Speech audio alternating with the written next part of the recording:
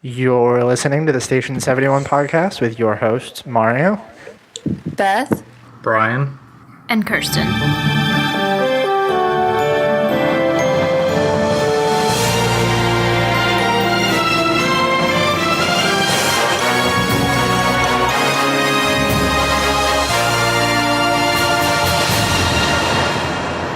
So this week we're going to be taking a look at Main Street USA and the Magic Kingdom. We're going to start this little in-depth series where we take the Magic Kingdom and probably all the other parks land by land and talk about the different things that are in them, things that you can do, maybe some little fun trivia along the way, and who knows, we all might learn something here.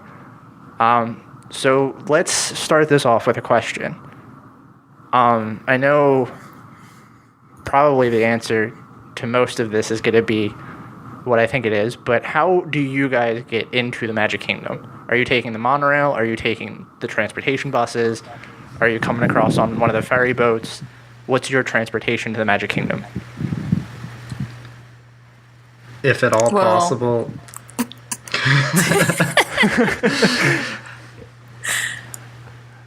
We can go. So who wants to go wondering- first? I'll start. Since I asked the question, I'll go first.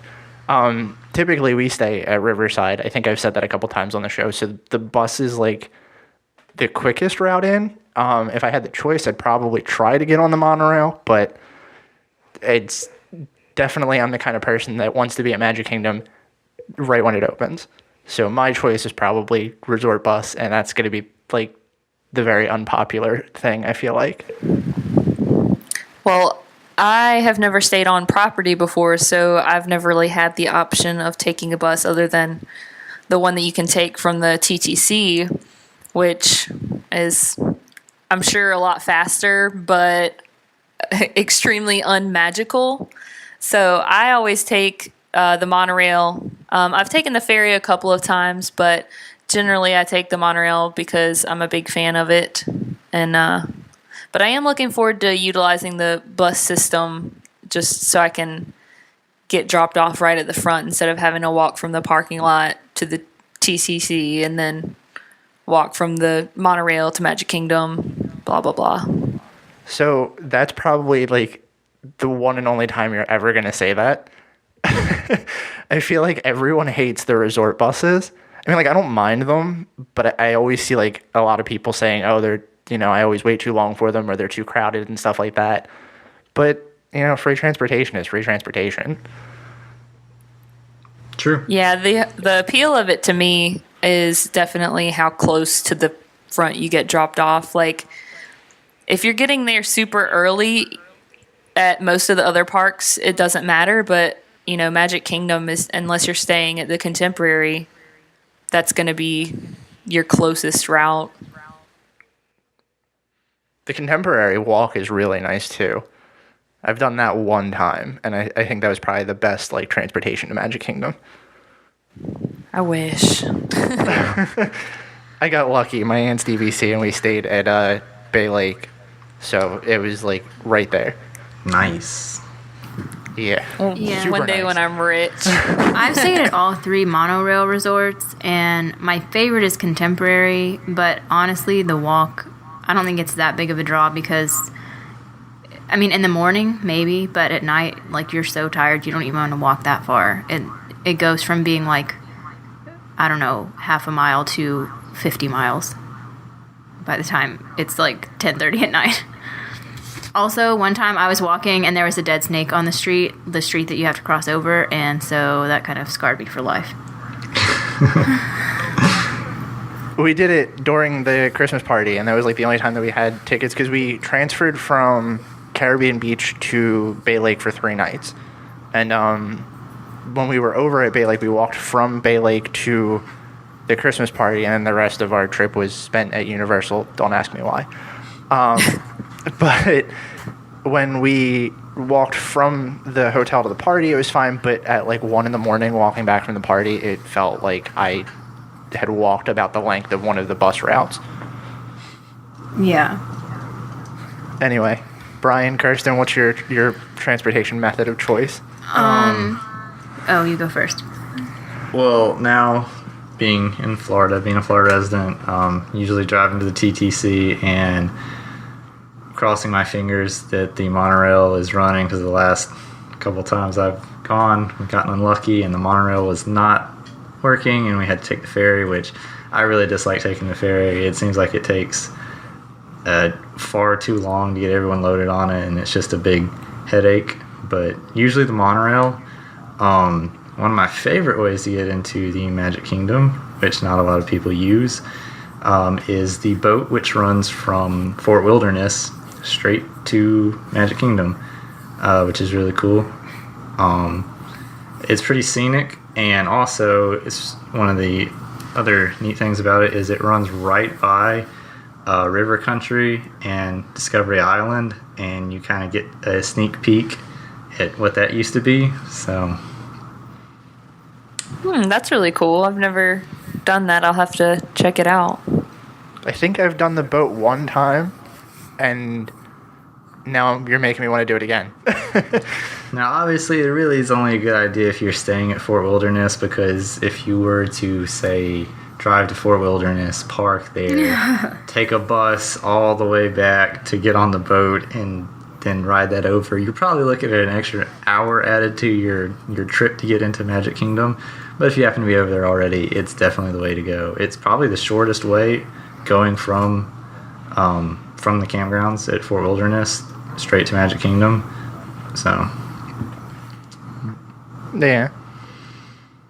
I mean, there's also, like, if you're eating there, it's an option. Yeah, that's too. the only time I've ever taken that was to go eat at Artist Point and Whispering Canyon. But my favorite way, if it's in the morning, then I love to take the ferry, because especially if it's a pretty day, like not if it's raining, but if it's a pretty day, I just love like going to the other end and watching the castle get closer. And I love the monorail because it's the monorail, but the ferry is much more like invigorating in the morning. So the reason I ask that is because I feel like the first couple signs of Main Street and the Magic Kingdom are all when you walk in. And I've said this a couple times. I'm going to pass over like one of our first points right away. But for me, it's great when I go to Disney, and it never really sets in until this point. But when you're walking up to the front and you see the train station, you know, that's nice and all. But once you start to pass through the tunnels under the train station and you start to walk in and you start to see the first glimpses of Main Street, that's when it really starts to hit me. So I feel like your first couple steps into the Magic Kingdom, that's really like the build-up for Main Street. So with that said, our first point on our stop is going to be the entranceway and the train station. So I'll start with this one since I did extensive research. This is one of my favorite things about Disney. Obviously, just like the attention to detail, but specifically what we're about to talk about. So this is something that I learned on the Keys to the Kingdom tour. In the early days of like film, movies would roll credits of the key cast and crew not only at the end of the film, but at the beginning as well. So when you're coming up on Magic Kingdom, the first credit that you see is Walt Disney. So before you even go into Magic Kingdom, if you look up at the window above the Main Street train station from the outside, you'll see it dedicated to Walt, who would be considered the director of the show if you're using movie terms. And the window reads Walt Disney World Railroad Office, keeping dreams on track. Walter E. Disney, Chief Engineer. And of course, everyone knows that Walt loved trains and everything about trains, so it's really cool that they gave him the title of Chief Engineer as well. I've never done Keys to the Kingdom, but that is a really cool fact. I didn't know that. So the train station itself, especially being like the first, I guess, attraction really that you can see from the outside. This is also, we'll step back a little bit. This was also one of the first like entertainment introductions that a lot of people got if you were early enough to rope drop the park. If everyone remembers the old train station introduction, because that was probably one of my favorite parts about getting up early enough to go to the park at rope drop. And like made it so worth it. It really did, because you got all of those characters that would come out. They'd ride out on the train, they'd have that little stage show, and then like the family that got to open the park. That was really cool, and I kind of always like secretly hoped that we would get picked for that, but we never did. But it was just neat to see like all of the characters there, and then when you first walked in, they were all right on the street. There was just something really cool about that. I haven't seen the new introduction show, like the new park opening, but I feel like even just the fact that they let people into the park before they do it kind of takes a little bit away from that.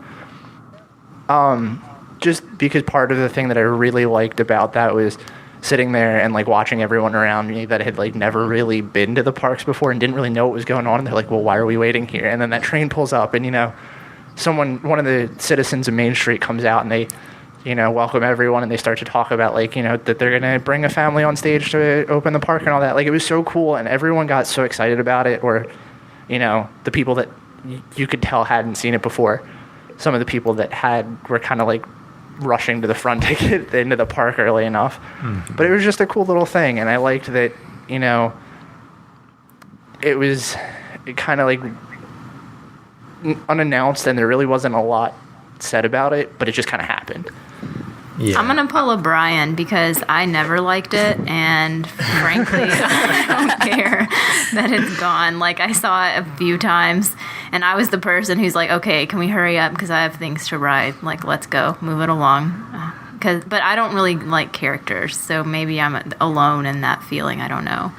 Well, but I haven't seen the new one yet, so I can't really compare it.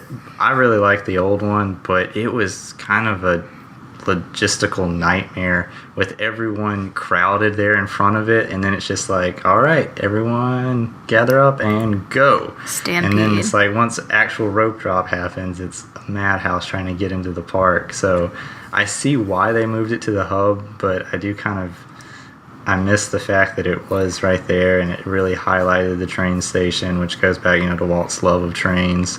So I think it is kind of missing a little something now that they've moved it away from it. But like I said, I haven't seen the new one yet, so I can't really judge it too harshly. I haven't seen the new one yet either, but I'm also on team Mario and Brian, and I miss this show because before I started getting like really into Disney and like planning, I just showed up a little early one day just thinking, oh, I'm gonna get it towards the front of the line, and had no idea that the show was gonna go on. So I was one of those people standing around like, what are we waiting on? And then it all happened, and I was just like, I was already in my 20s, but this was like still so like such a quote unquote magical moment for me because it was like completely unexpected. I'm going to take a step back from my stance and kind of agree with Brian and Kirsten a little bit. I understand why they moved it, just because of where it was in the front of the park, right by the train station. There's not a lot of room there, and that was the only gripe that I really ever had with it, was that once they started packing people in, if it was a busy day, you were shoulder to shoulder with people, and it was mildly uncomfortable, to say the least. Going into the park and going like through the hub and everything, that makes more sense because there's more room, and they can kind of push people through Main Street as they want. But that little section to have all those people there just kind of wasn't, the best. I just must have had like a major streak of luck because I feel like my first couple of trips, like back when I was a park warrior, like it really wasn't that crowded. So maybe that's why I can definitely see why it would be a logistical nightmare, but I never personally experienced that.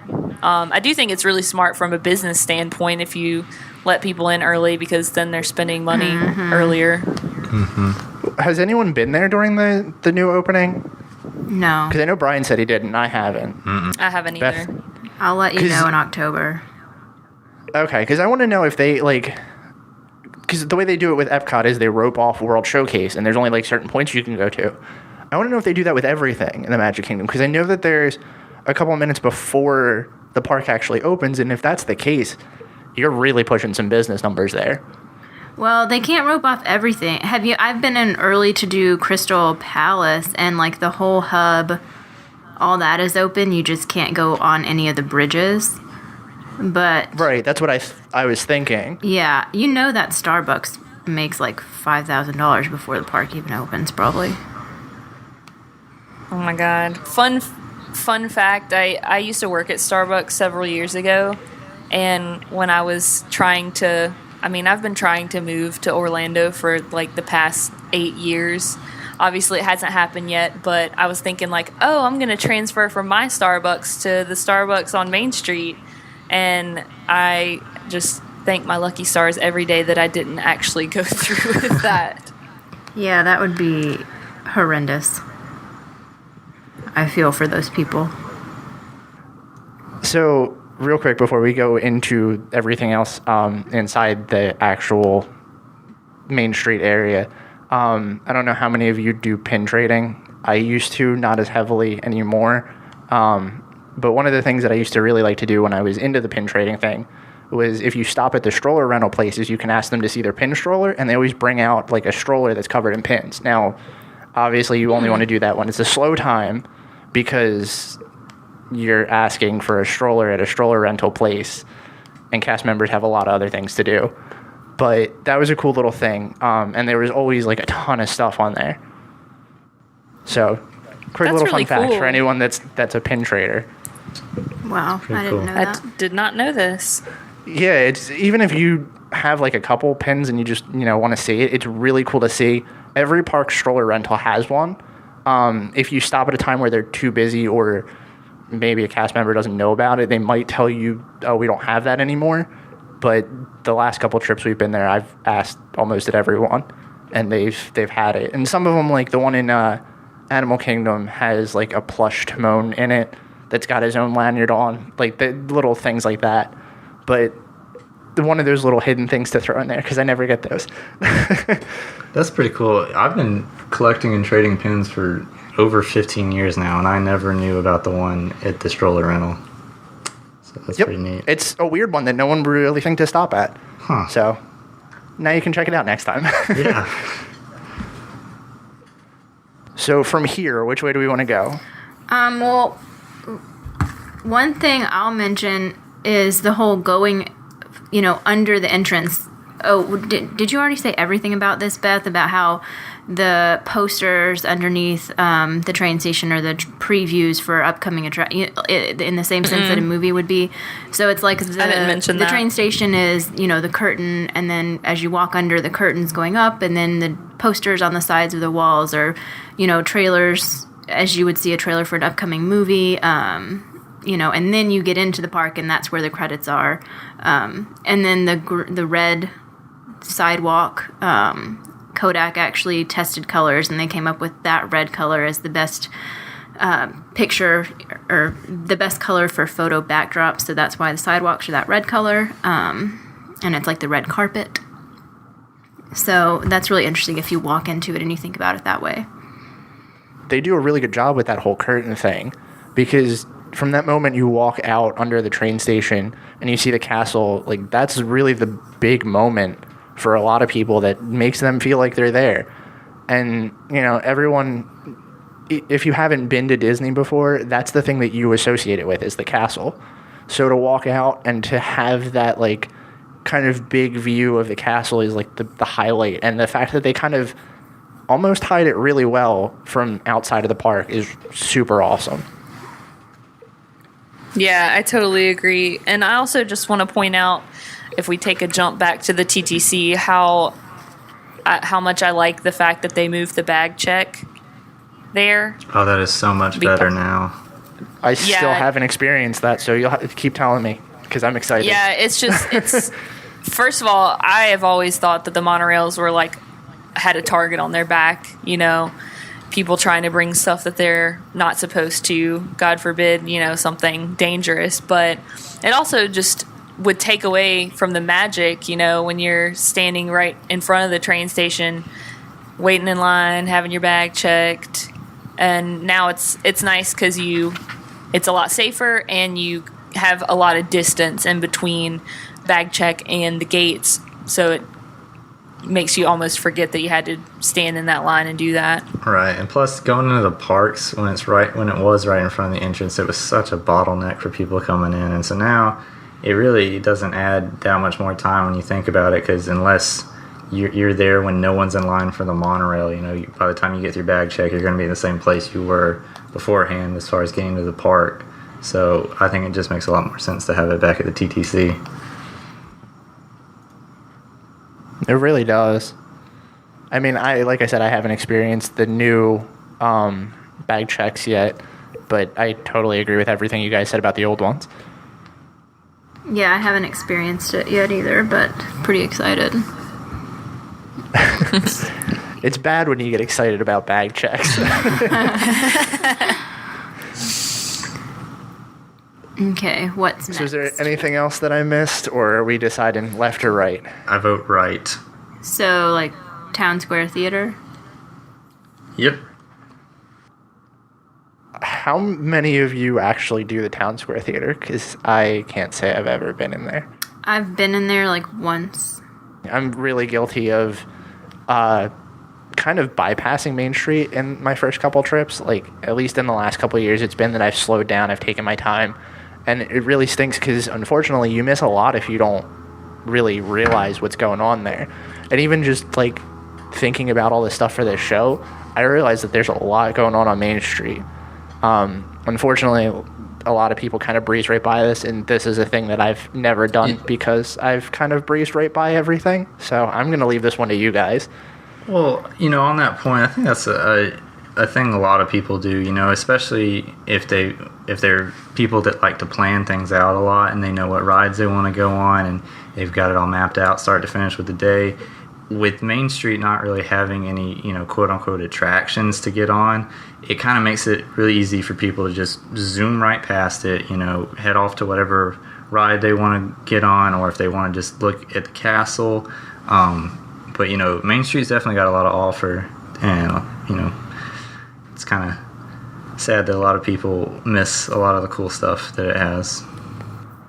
To that point, I'm looking at the actual, like, a scan of the park map. There are 14 items alone just for Main Street, which is actually just as many as it looks like Adventureland and more than Liberty Square. Wow. Yeah, I'm definitely guilty of bypassing everything and just, like, racing, because I love thrill rides, and there really aren't that many at Disney, but so I try to cram in, like, as many times on Space Mountain as I can.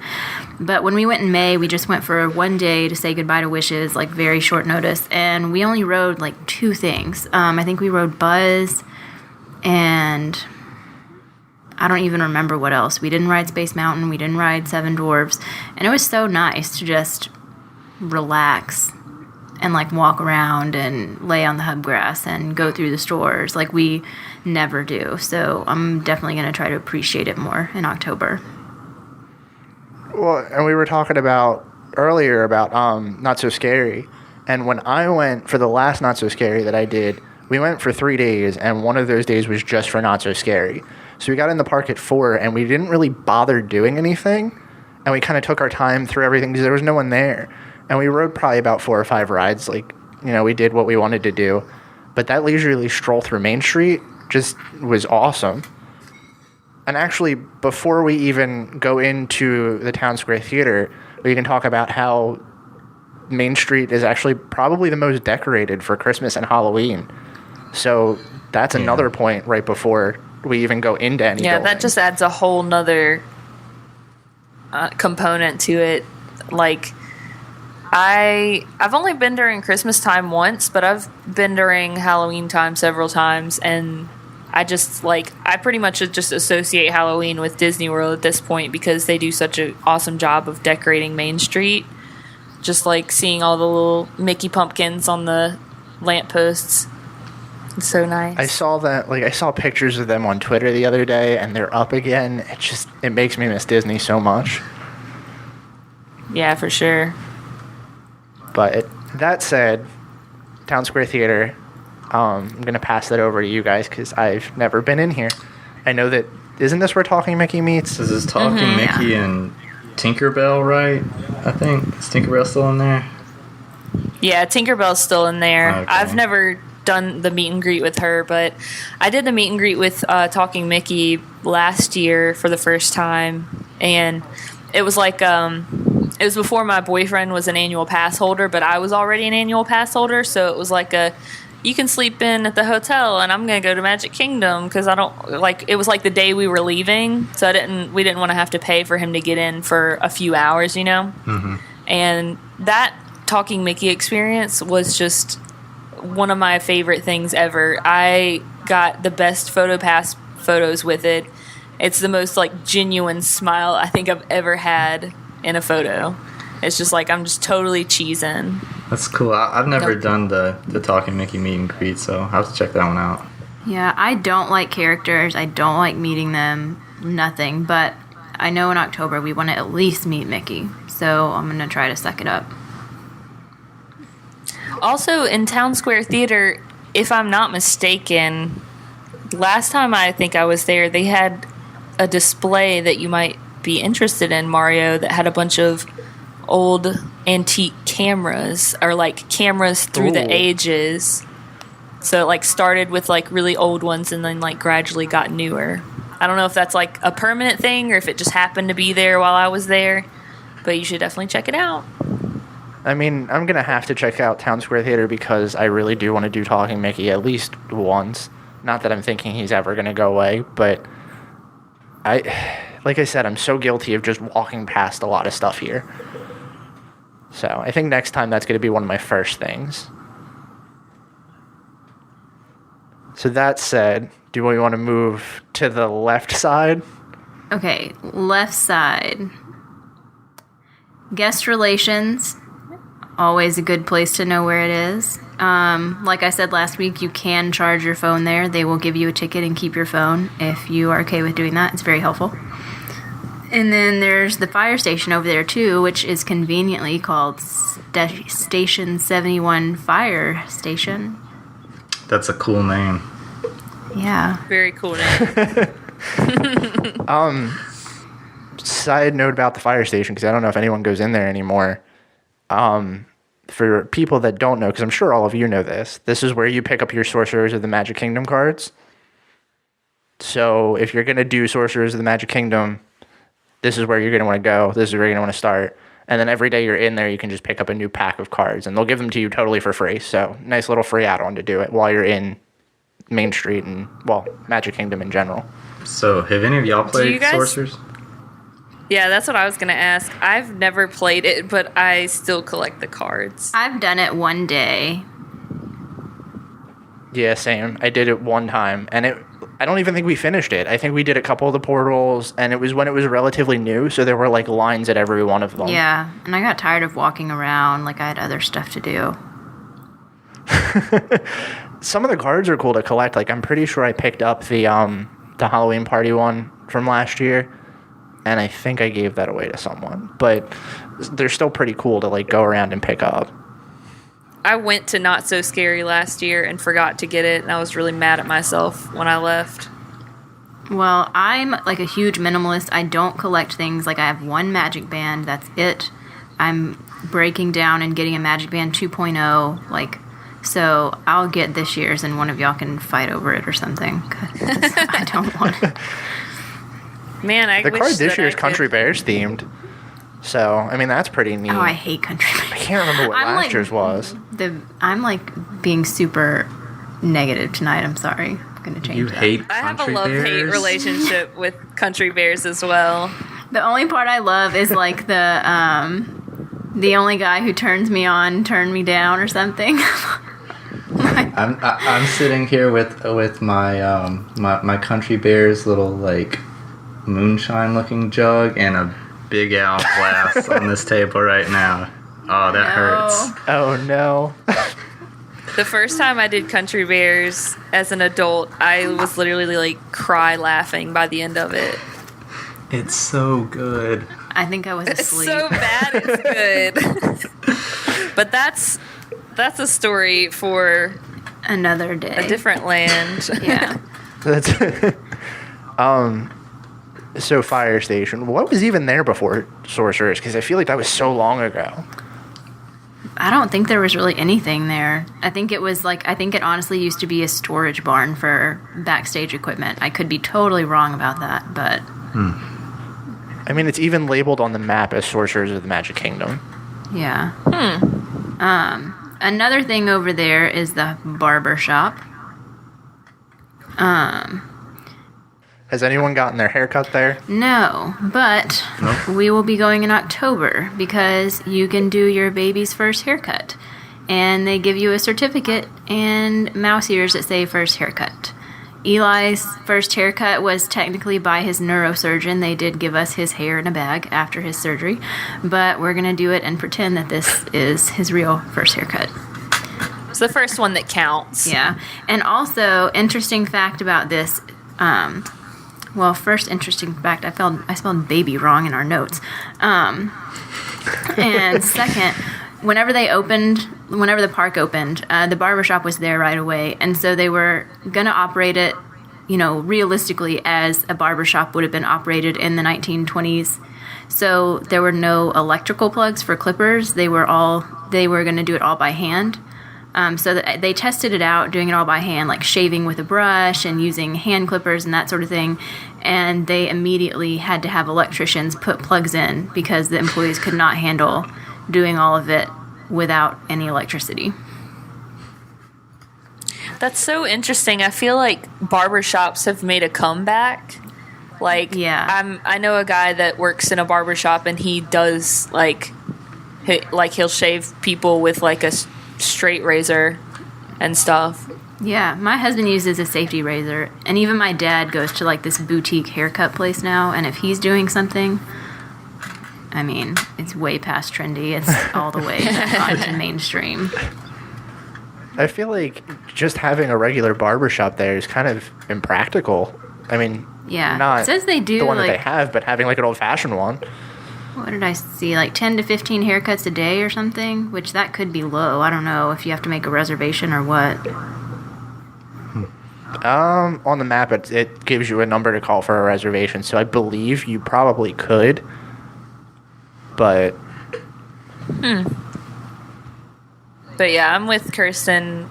If I ever do decide to have kids, I want to do the first haircut thing. I think that's super cute.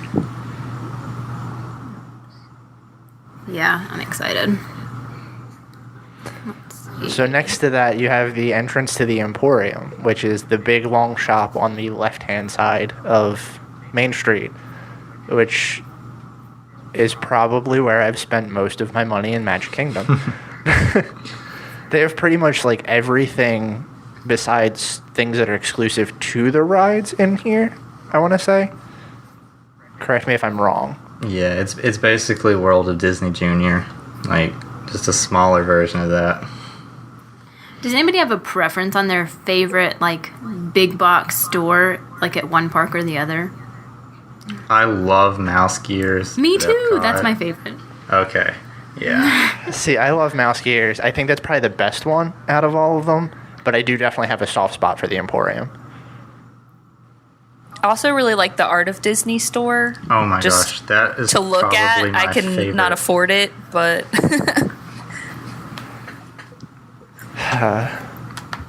but yeah. I always daydream in that store. I have like this very vivid memory of there being like a lot of performers on Main Street, especially the one that everyone was super upset about, Scoop Sanderson. I don't know if anyone remembers him. He was like the news reporter of Main Street, and he did a lot of like the pin trading stuff. But I remember that there was a lot of like them walking through the Emporium all the time, like just, talking to people that were shopping in there, or just like, interacting with guests and stuff. Like, I think that that's one of my favorite things about Disney is all the different performers and things going on in, just out in the open. And the fact that they've downsized that in the last couple of years kind of sucks. But that's why I have a soft spot for the Emporium. Yeah, it is a really big bummer that I feel like so much has to be planned in advance now, whereas when, like, years ago, you could just walk in and happen upon something. Like, there have been times that I was just, like, walking in Hollywood Studios and Stitch is, like, out on the street, like, Streets of America, meeting and greeting, and just, like, running into things you didn't even know about. And I hate that they are cutting back on that. Yeah. My one experience with Citizens of Main Street is the morning that we got engaged, the mayor was like right there watching. And so he came over and talked to us and took pictures with us and sang us the Lady and the Tramp song. Oh, that's cool. Yeah. And Aladdin and Jasmine really happened to be cute. walking by too. So they took a picture with us also, which was random. But we have a picture with Aladdin and Jasmine in front of the castle. I mean, except for the fact that she hates characters. Well, I mean, they're fine. I'm really more like, don't like the face characters, but I mean, the fur characters. The face ones don't bother me as much. But I would never wait in line to meet them as an adult by myself. But speaking of characters, let's back up a little bit because we totally missed the fact that there's always a ton of characters that meet and greet right in that little first section of Main Street, right up front, right by the flagpole. Yeah. You have Marie that's there sometimes, Donald's there, Mary Poppins is usually off to the side by Tony's. So we missed a lot of that, but, you know, not really caring that much about characters. Kind of hurts that. But also the flagpole is there too, which they do flag raising and lowering ceremony every day. Mm-hmm. So that's kind of neat. Speaking of flagpoles, I think it's interesting that they have a bunch of different flags on top of all the stores that line Main Street, but all of them have less stars or less stripes or both than the actual United States flag.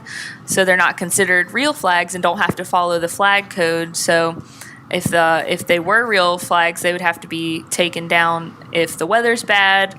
They'd have to be taken down at night or lit up at night, lowered to half mast during somebody's significant, like if a significant death happens. So the only real flag in Magic Kingdom is that large one in the center. And that's why they have that ceremony. That's cool. I think that's like a really cool thing to kind of stumble upon because I think that's how most people find it. Especially because they always have like the marching band out there and everything. Like it's a really neat thing to see. But again, it's one of those things that's pretty easily looked over. And also in this area, you have the statue of Roy Disney and Minnie, kind of a smaller version of the partner statue that you see in the hub, which is pretty cool. I like this one a lot too, and I feel like it gets passed over by a lot of people. Yeah, sharing the magic. I love sharing the magic. Like you guys were saying, Partners is, iconic. Everyone takes a picture with it. It's right in front of the castle. You can't miss it. But like you guys were saying, a lot of people do pass over sharing the magic, which is the name of the statue. The statue is actually situated in the place where the Magic Kingdom dedication was in 1971, so that's pretty cool. Like Brian said, it does have Roy Disney sitting next to Minnie Mouse, and it was actually sculpted by Disney legend Blaine Gibson, and he did Partners as well, and also sculpted a lot of the characters in Haunted Mansion and Pirates of the Caribbean and most of the presidents in Hall of Presidents. So very talented artist there. I love it because I think Roy really doesn't get enough credit. Like, I love Roy. Obviously, I named my kid after him. But Walt had like all these amazing ideas and wanted to do all these amazing things, but he definitely did not have the financial acumen or like the patience to worry about it. So when we think about, we wouldn't have Walt Disney World without Walt. We wouldn't have Disneyland or Walt Disney World or anything else without Roy either. And he worked tirelessly to get Magic Kingdom done, and he actually died 8 weeks after it opened of a brain aneurysm. So it's like he was just holding out. He retired before, but he came back after Walt died to finish this. And so it's like he, gave the last years of his life making sure that his brother's legacy would live on, and then he was finished, and so I guess he knew it was time to go. We also miss Tony's Town Square. I don't know if anyone ever eats there, but I have heard nothing good about Tony's, so I've kind of avoided It's it. just a normal restaurant. It's like going to Chili's. It's Yeah, real that's actually bad. exactly what I've heard. Yeah, I've heard mediocre Italian. Yeah, it has a really small menu, and of the few things it has, it's really not that good.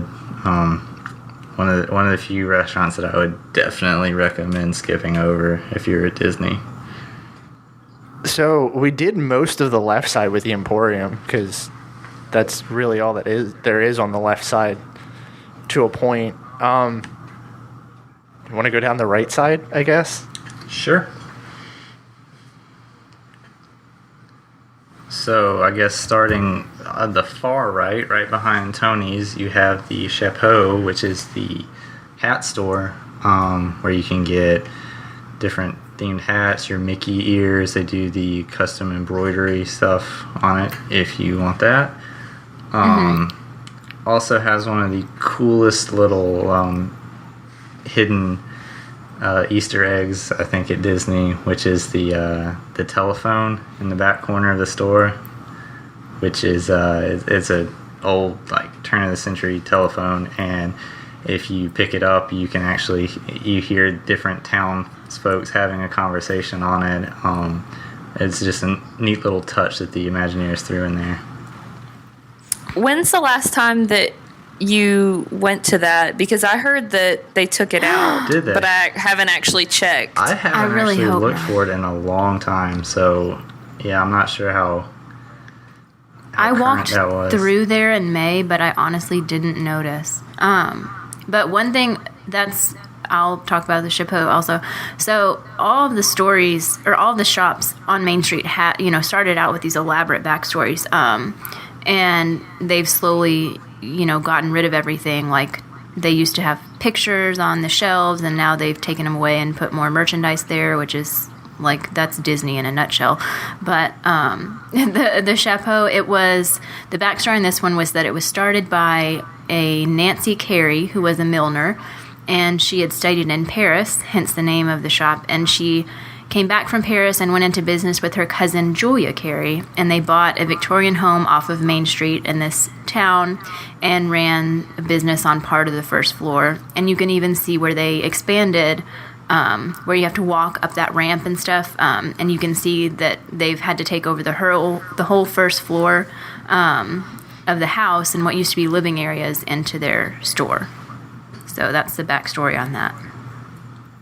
That's cool. I didn't know that. Yeah, I've never noticed, but now thinking about walking up the ramp and just like the decor and stuff, it really does remind you of like an old Victorian home.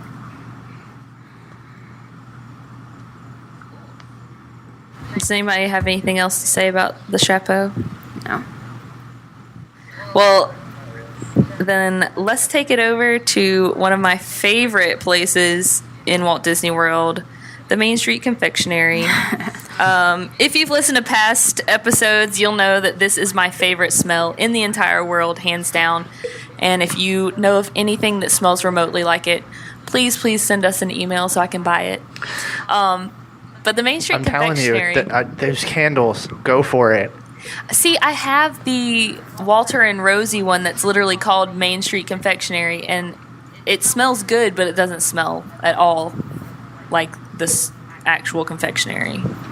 I that was burned kind of through a mine, bummer. so I honestly couldn't tell you. But I have like a really weird superpower, and it's smelling. It's like the dumbest superpower ever, but I can smell things really, really well, and it's just not the same. It's such a bummer. I wanted it to be really bad, but Main Street Confectionery actually has a neat little backstory as well.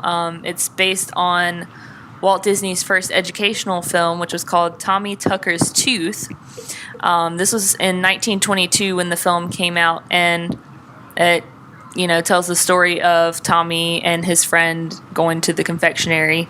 But the thing that I think is really cool about it is that the profits of this film helped pay off debts and helped finance the Alice in Wonderland shorts, which, if you are a big Disney history buff, you'll know helped a lot with animation and kind of getting that era of the company off the ground. That's pretty neat.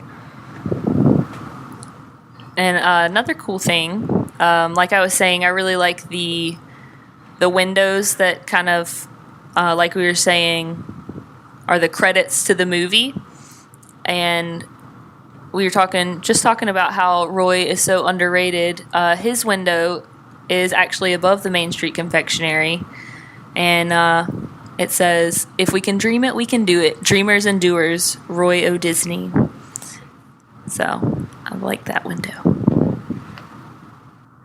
I do spend more time in the confectionery because I am fascinated by watching them like decorate and make all the stuff. I could sit there and watch them make those M&M covered Mickey ears like for an hour. It's just so fun. And like whenever they do the harder stuff, like doing all of the candy apples and stuff, that's really fun to watch for a while if you're bored. Oh, yeah. I have that problem in the one that's in Disney Springs. Is that even there anymore? Goofy's Candy Kitchen? I think so. No, the one Candy Cauldron. Oh, Candy Cauldron. Yeah, that one. That one, I always have that problem at where I'll sit there and I'll just watch them make things. And now it's fun too at the circus one. Yeah. I also have that problem with the glass blowing place a little bit down on Main Street, to skip ahead. I can sit there and watch them make those figures for hours. Like, I just am so fascinated by things like that, and I don't know why. Probably because I'd never be able to do it. Yeah. Yeah, me too. I literally feel my retinas burning when I'm staring so hard at those. Yeah. Whenever I was actually just in Orlando for work, and I went to Disney Springs for the night to get a milkshake at Ghirardelli, and I was watching the guy in there, and as we walked by, my friend and I that I met for dinner, he was working on an octopus, and he like hit it with something, and one of the octopus legs like broke right off. Oh. It's like, no. I know, you worked all that time and you just ruined it. But on Main Street, so to go back from the glass blowers, the art store. Yes, backpedal a lot. Yeah, the art. Because I don't know, I don't like having a lot of really character-y stuff, because a lot of the shirts and decorations and whatever that you can buy are very loud, and they have a cartoon Mickey all over them, and that's really not my style. But I still want Disney in my home because we love it. And the art store, for people who like Disney but don't want to be like beat people over the head with it, it really has amazing things. Like, it's so much more, than what you would expect. It's, professional, like, high quality art that, it can be subtle. So I think that's definitely something people skip over that they should look into if it's, something they enjoy and they want to bring a souvenir home that's not necessarily, over the top. Yeah, this is probably my all-time favorite Disney store. Either this one or the one at Epcot. Just going in there and seeing all the cool art and everything. It's really cool. I love I know a lot of the art rotates in and out, so especially being local, it's pretty cool to go back, and almost every time I go, they've kind of rotated out and put in some of the new art and everything. But some of the little backlit shadow boxes. Let me see who's the artist. Robert Olszewski, I think I'm pronouncing that right, but it does those. Those are the coolest little. They take a scene from different Disney movies, or sometimes they do it from the ride, and they're these little miniature backlit shadow boxes that are really, really detailed and really cool. I keep like having to talk myself out of it every time I go in the store from snatching a couple of them up, but they're definitely really cool pieces. Yeah, I agree. Those are really cool. I just want to buy like a giant Thomas Kincaid. We have a few small prints, like the 12 by 12s, but I want a big one. I specifically want the Princess and the Frog one. Oh, that's a good one. I like Beauty and the Beast because that's my favorite movie, but I also really love the new Fantasia one. Ugh. I don't know if I've seen that. I'll have to look it up. And I love that a lot of his have little bitty hidden Mickeys, all over it. Yeah, those are really cool. So, similarly to that, and we totally missed this, and me saying let's just skip all of the left-hand side, we have the character windows out there, too, that we didn't even talk about. Oh, yeah. Which is another thing that gets, like, very easily looked over. Yeah, those are really cool. When's the last time those were updated? Does anyone know? I want to say that they rotate I think they rotate seasonally, don't they? Yeah, because I remember the cast, like the princess ones, being there years ago, like 10 years ago, and I loved them. And then I came back and they were gone, and then I came back again and they were back, and I was so excited. So I think they rotate them in and out. You know what it kind of reminds me of is the old school Disney stores,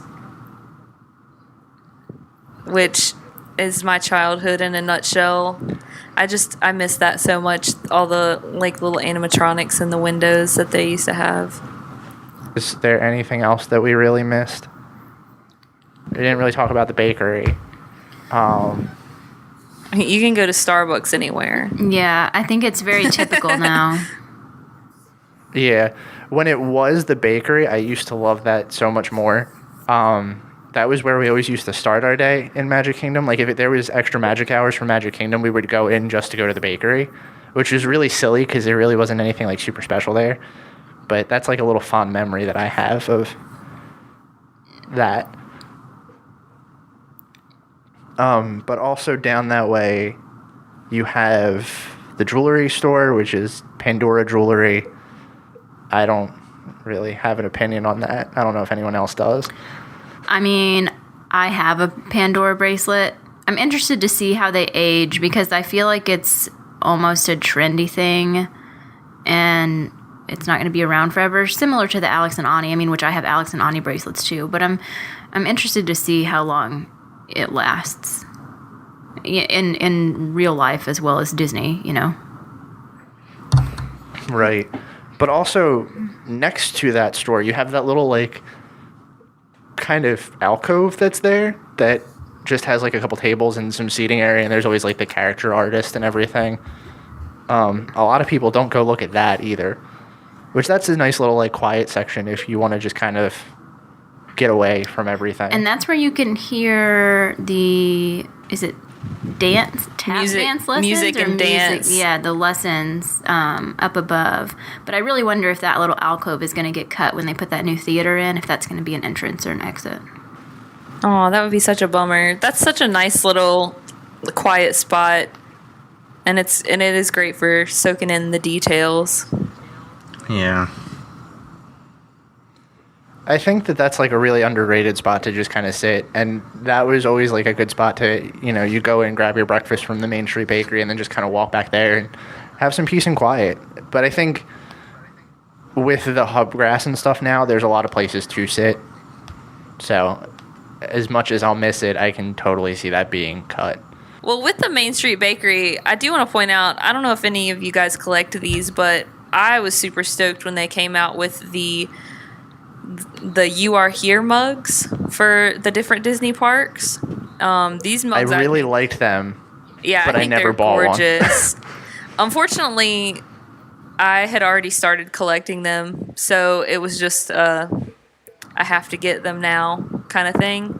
But yeah, I think those mugs are really cool, and it's like a really cool way to kind of show everywhere that you've been, but I've never actually drank out of them, so I need to be more like Kirsten and more minimalistic. I collect too many things. So I have just like a shelf of those mugs, but they're super pretty if anybody is a fan of mugs and Starbucks.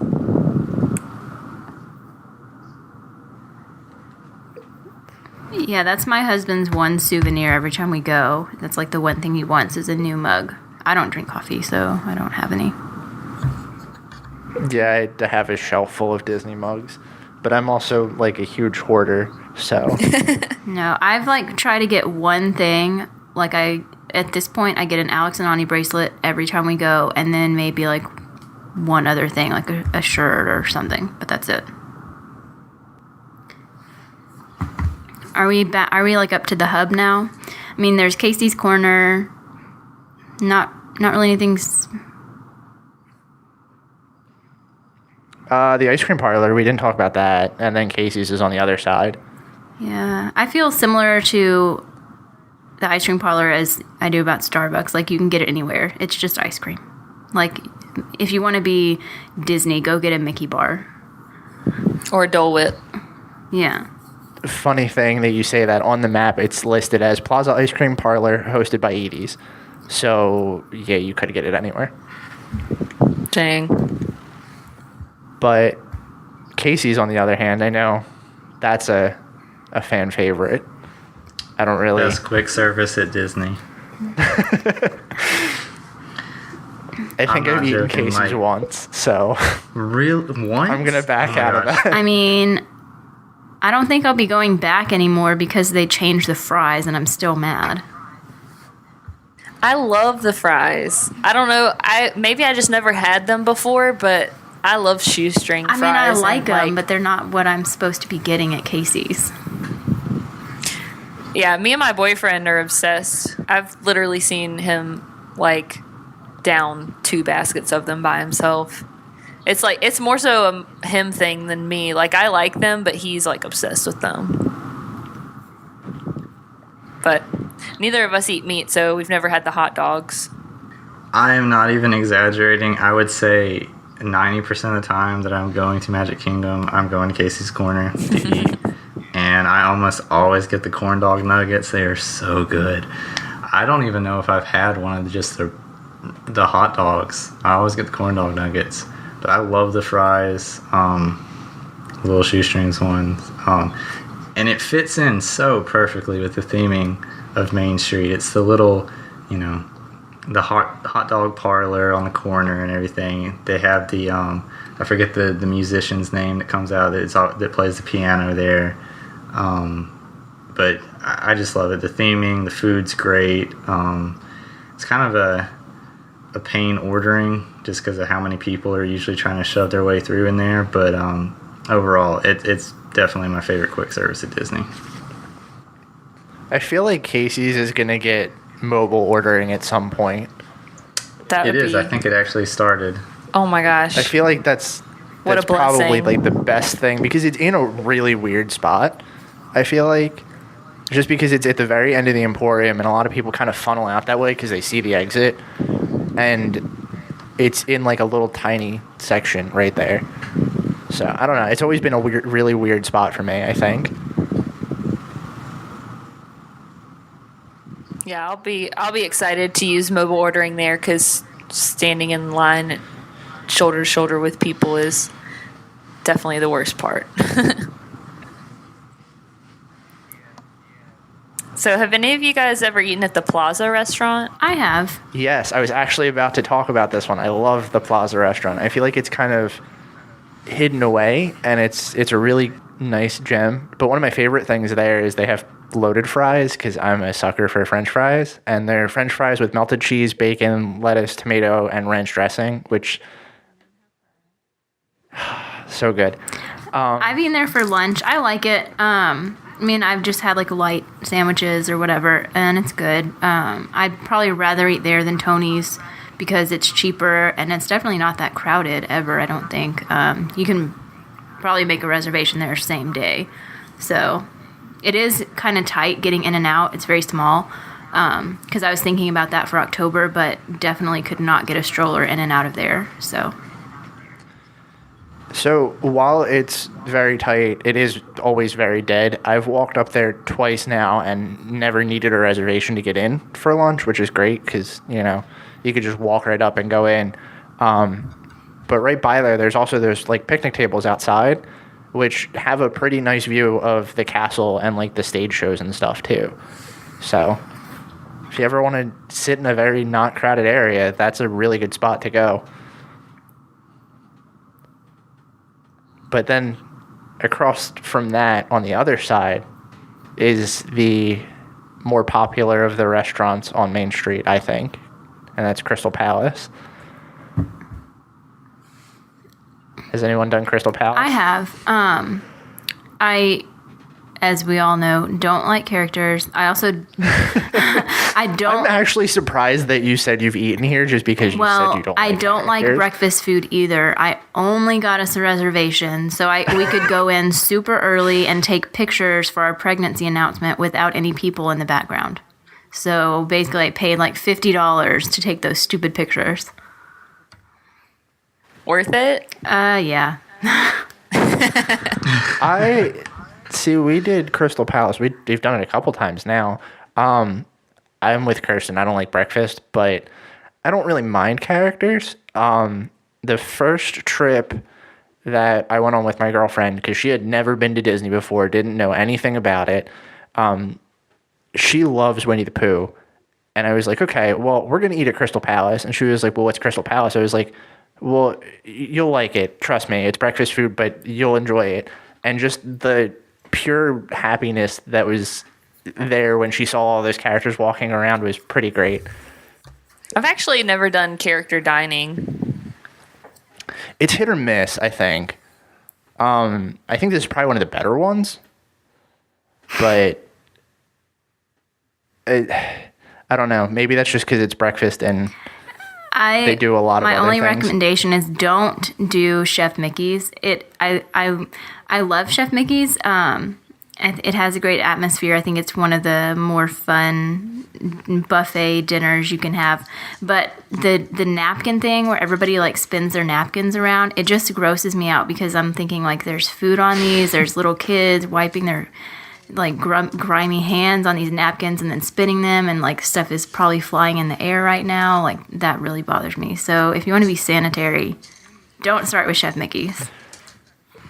See, that wouldn't bother me because so I'm assuming you mean like everybody's waving their napkins around in the air because I've never been there. Yeah, everybody does that. I don't know when or any, I just know it happens at some point. Yeah, I don't know if this is like a every college thing, but at my college football games, we would have like towels that had like Gamecocks versus whoever and the date on them, and they would give them out in the student section.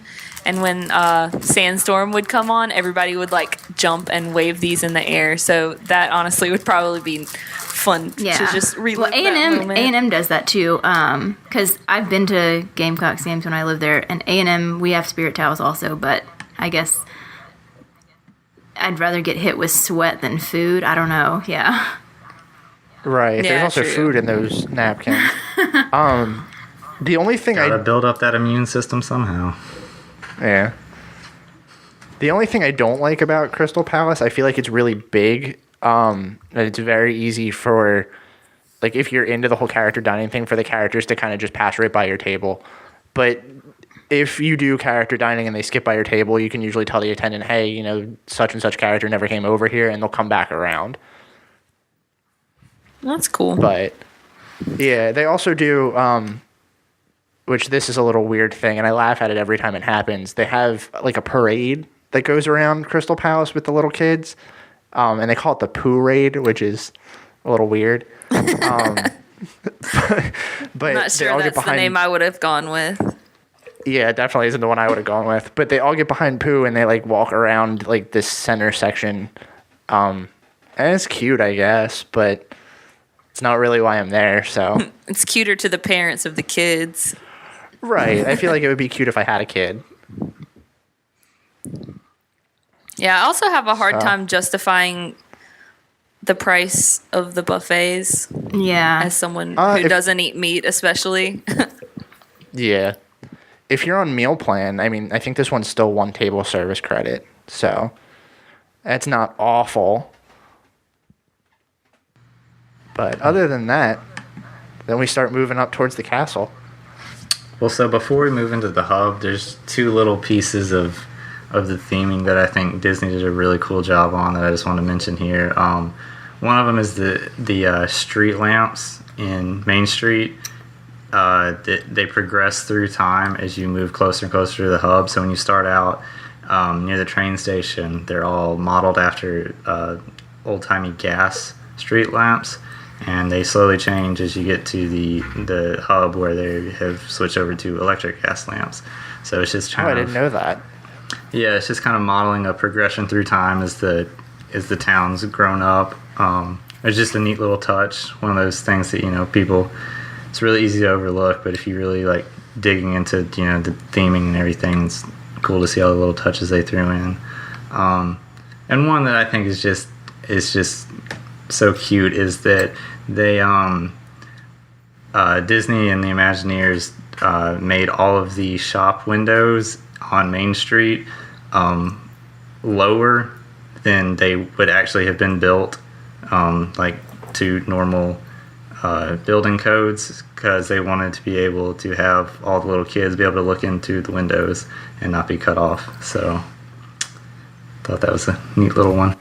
That's pretty neat. That was a good idea on their part for sure.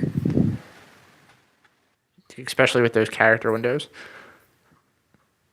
And speaking of windows, this is the last one I'll mention because it's my favorite. So traditionally in old films, you would have the director's name at the beginning and the end of the credits. So the very last window on Main Street is for Walt as well. And it's very sentimental because it faces Cinderella Castle. So it's kind of symbolic of Walt always having a view of that iconic castle.